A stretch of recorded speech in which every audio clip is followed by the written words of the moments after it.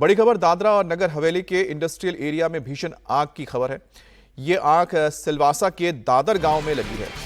Sunlight company से इसकी शुरुआत हुई और आग इतनी तेजी से फैली कि इसने कई हिस्सों को अपनी चपेट में ले लिया और दूर से इसकी लपटें देखी जा सकती थी। एक फैक्ट्री में लगी आग ने दूसरी फैक्ट्री को भी चपेट में लिया।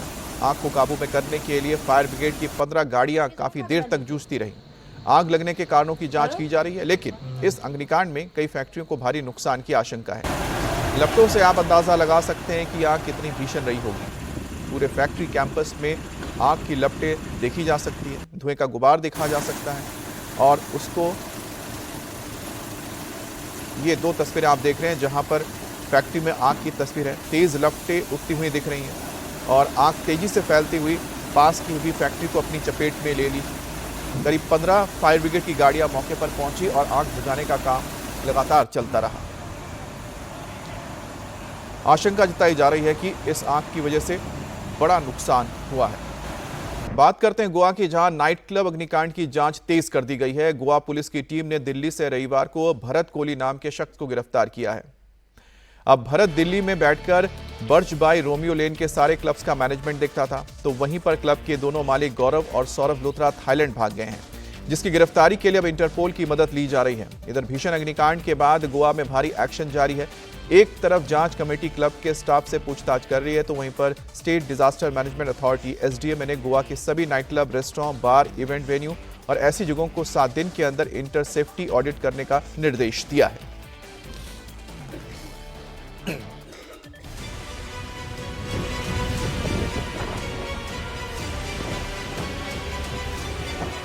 आग की लपटों से घिरे गोवा का Birch by Romeo Lane club और क्लब के भीतर जान बचाने के लिए भागते लोगों की ये तस्वीर बता रही है कि शनिवार देर रात जब क्लब के भीतर शोला भड़का तो वहां कैसी अफरा तफरी थी। अग्निकांड के 3 दिन बीतने के बाद आए इस नए वीडियो में हादसे की भयावहता दिख रही है। तो नाइट क्लब अग्निकांड मामले में ताजा अपडेट ये है कि इस मामले में अब तक 5 गिरफ्तारियां की जा चुकी हैं। पहले गोवा से 4 अरेस्ट हुए थे। इन चारों को कोर्ट ने 6 दिन की पुलिस रिमांड पर भेज दिया है। तो सोमवार को गोवा पुलिस ने दिल्ली से भरत कोहली को अरेस्ट किया है। भरत दिल्ली में बैठकर बर्च बाय रोमियो लेन के सारे क्लब्स का डेली ऑपरेशन देखता था। तो वहीं क्लब के मालिक गौरव और सौरभ लूथरा थाईलैंड भाग गए हैं, जिनकी गिरफ्तारी के लिए अब इंटरपोल की मदद ली जा रही है। इधर भीषण अग्निकांड के बाद गोवा में रोमियो लेन की प्रॉपर्टी सील की गई, तो नोएडा और दिल्ली में भी रोमियो की जांच की गई है।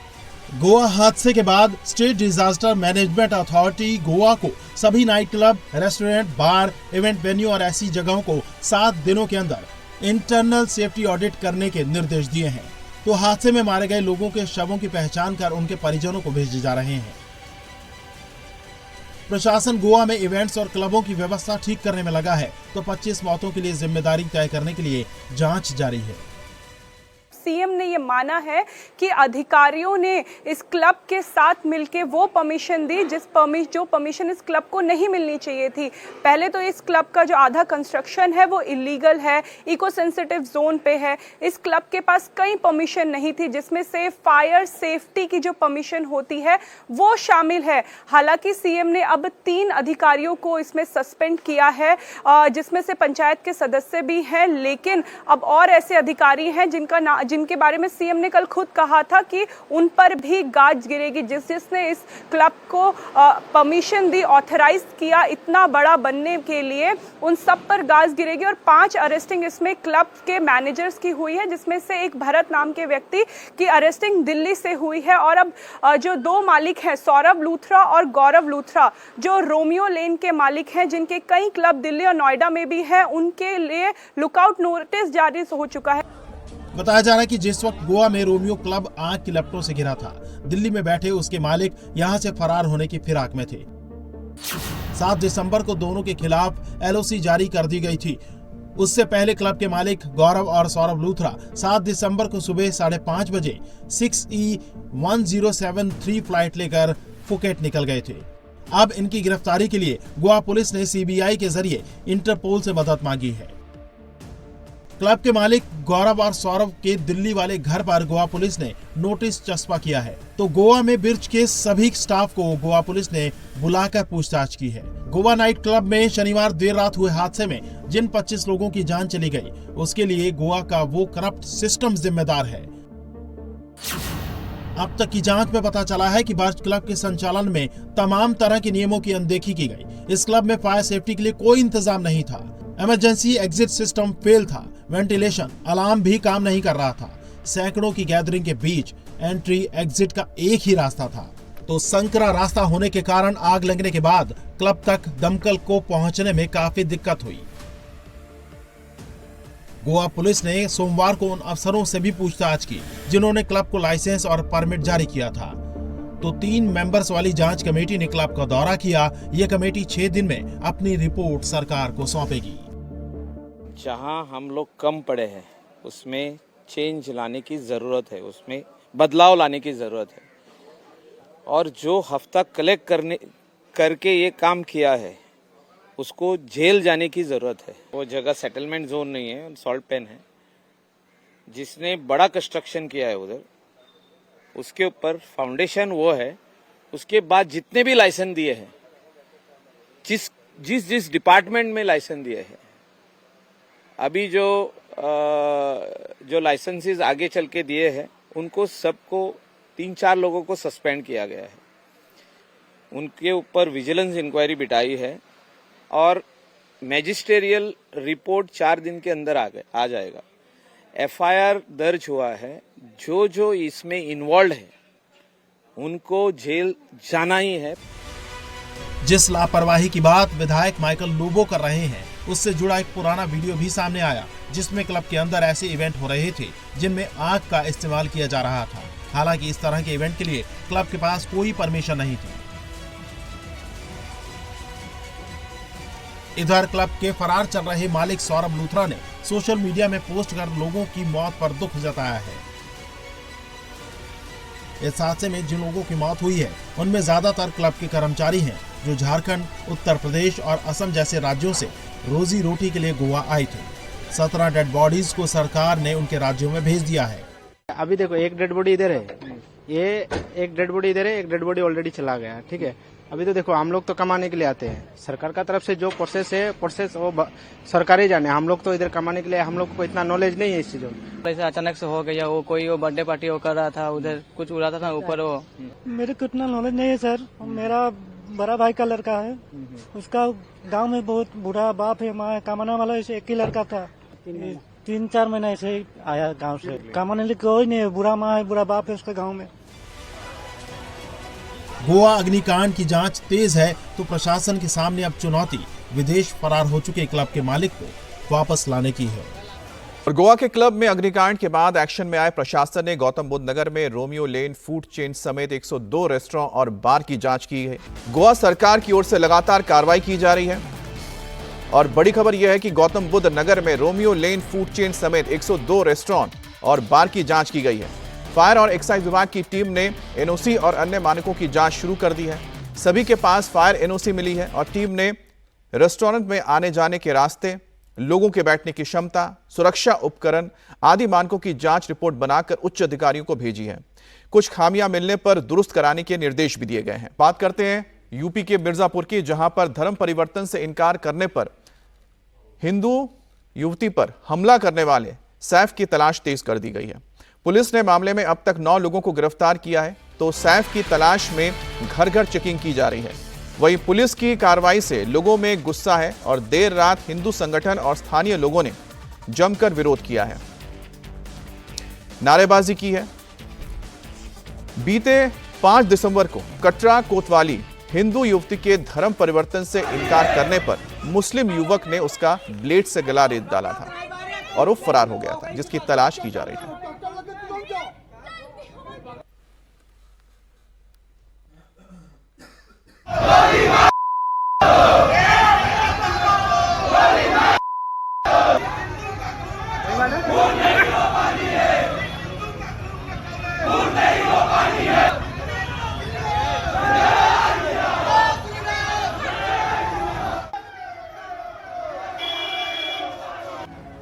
सड़क पर उतरे इन लोगों का गुस्सा 7वें आसमान पर है। गद्दारों को गोली मारने और हिंदुओं का खून खौलने तक के नारे लगाए जा रहे हैं।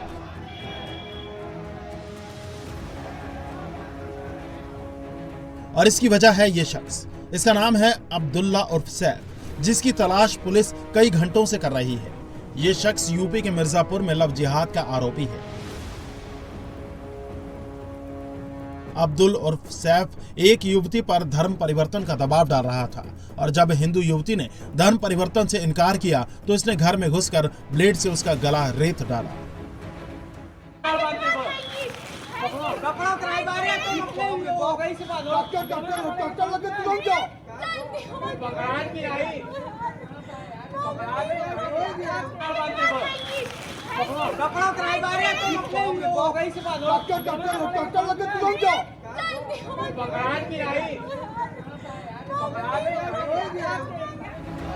घटना 5 दिसंबर की है, जहां मिर्जापुर के कटरा कोतवाली इलाके में वारदात के बाद से सनसनी फैली है।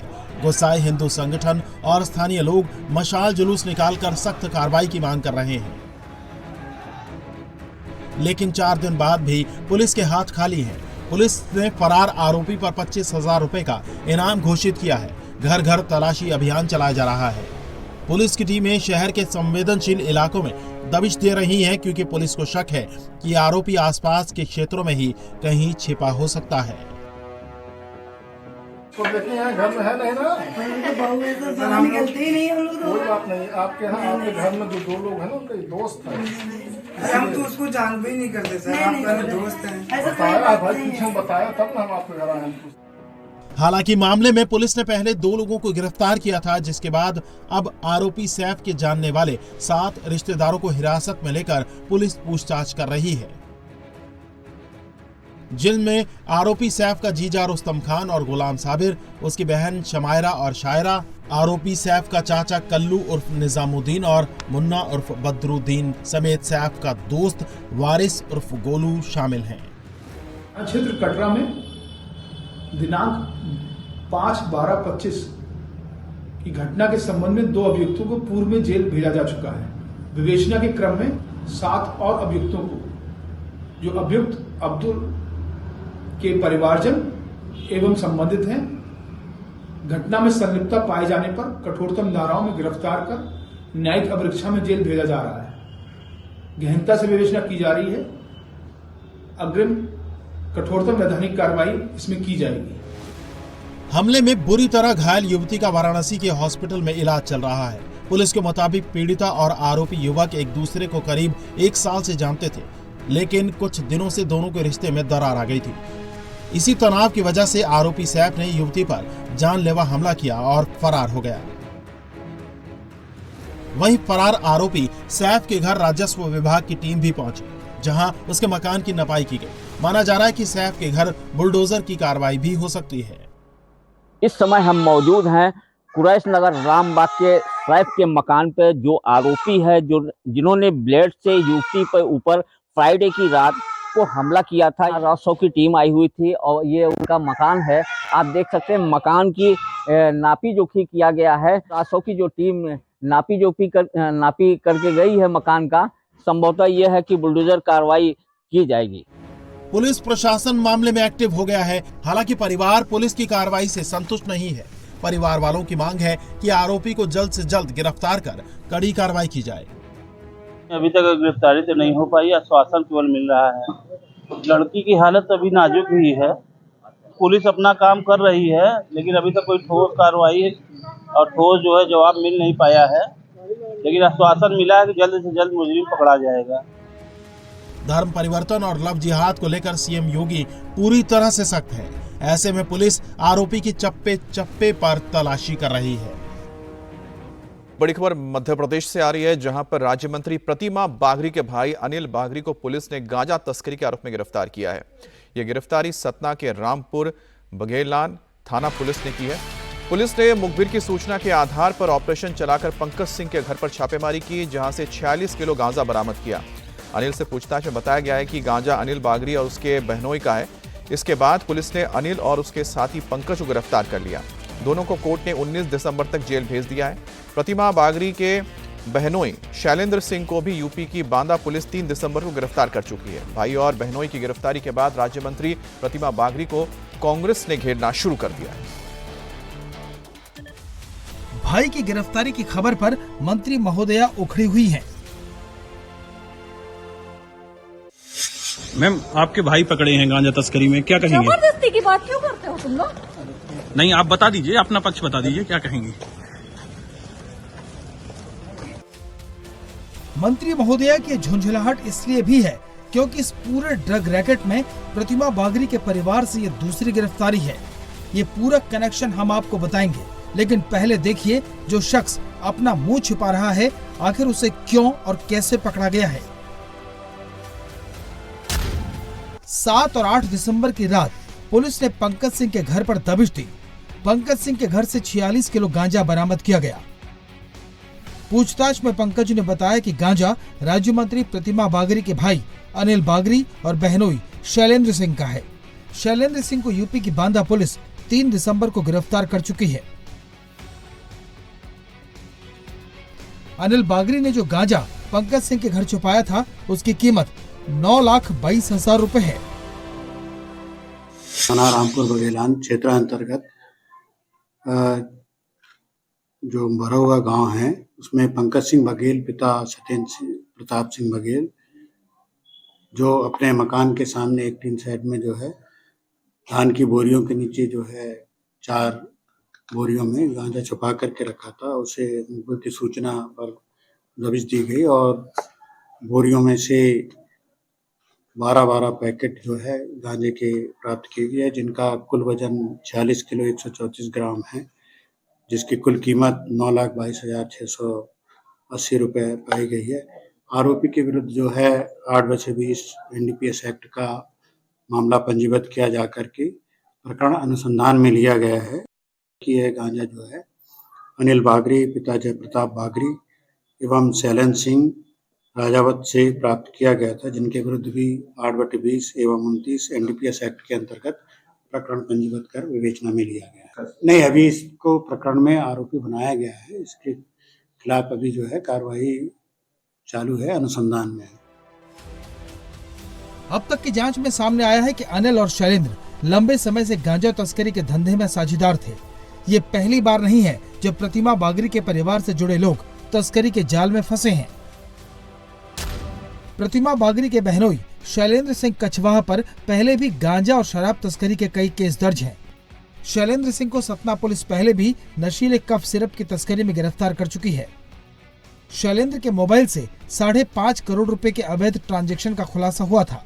बांदा पुलिस ने भी 10 किलो से ज्यादा गांजा और अवैध हथियार बरामद किए थे।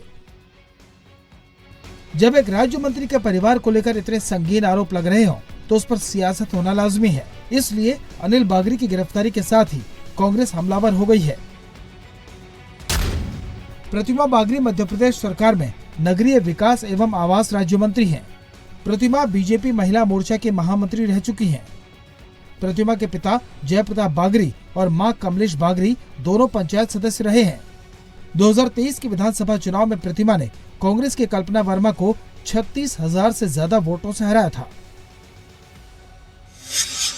एक तरफ मध्य प्रदेश सरकार नशा विरोधी अभियान चलाकर वाहवाही लूटने में व्यस्त है, वहीं दूसरी तरफ मध्य प्रदेश शासन की राज्य मंत्री जो रेगांव से विधायक हैं, इनके सगे संबंधी शराब, गांजा, नशीली कफ सिरप की तस्करी जैसे धंधों में लिप्त हैं। कहीं न कहीं राज्य मंत्री जी का संरक्षण इन्हें प्राप्त। हाल ही में उत्तर प्रदेश की पुलिस ने इनके सगे रिश्तेदारों को गिरफ्तार किया है। इन्हीं की विधानसभा क्षेत्र में सिंहपुर थाना में उनके सगे बहनोई के खिलाफ NDPS एक्ट का मामला दर्ज है। पुलिस जांच में सिंडिकेट के रूप में कुछ वर्षों के भीतर 5 करोड़ 35 लाख रुपए की कफ सिरप की खरीदी व बिक्री का ट्रांजैक्शन दीपक सिंह, जो राज्य मंत्री जी के बहनोई हैं, इनके खाते में पाया गया है। यह सब नशे का कारोबार राज्य मंत्री व सतना जिले के जिला व पुलिस प्रशासन के संरक्षण में हो रहा है। प्रतिमा बागरी मध्य प्रदेश सरकार की कैबिनेट बैठक के लिए खजुराहो में है। जब उनसे उनके भाई की गिरफ्तारी को लेकर सवाल पूछा गया तो वो मीडिया पर ही भड़क गईं। मैम आपके भाई पकड़े हैं गांजा तस्करी में, क्या कहेंगे? जबरदस्ती की बात क्यों करते हो तुम लोग? नहीं आप बता दीजिए, अपना पक्ष बता दीजिए, क्या कहेंगे? अनिल बागड़ी और पंकज सिंह पर एनडीपीएस एक्ट की धाराओं में केस दर्ज हुआ है। दोनों को कोर्ट ने 19 तारीख तक जेल भेज दिया है। पुलिस जल्द ही इस मामले में कुछ और गिरफ्तारियां कर सकती है।